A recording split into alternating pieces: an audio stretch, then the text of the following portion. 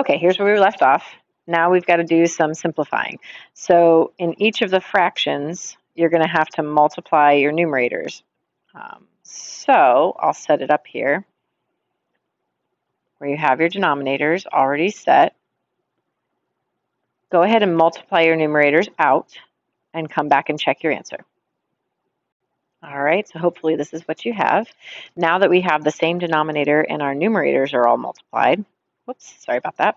Let's go ahead and write this as one big fraction with our common denominator. Now notice, I'm not multiplying the denominator out.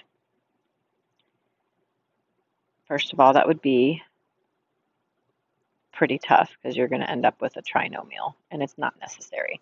So if we multiply this out, if we combine like terms now, so in our fraction, we've got our common denominator.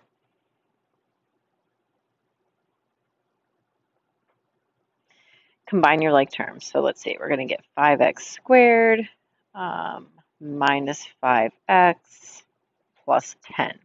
Now what I want you to do is pause the video and try to factor that numerator and see if it's factorable, and if it is, if there's anything that you can use as a giant one in that fraction.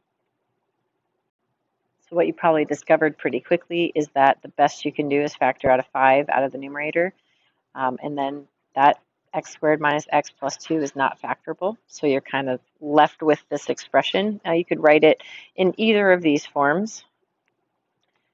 Either one's fine, just a personal preference. It doesn't really matter either way.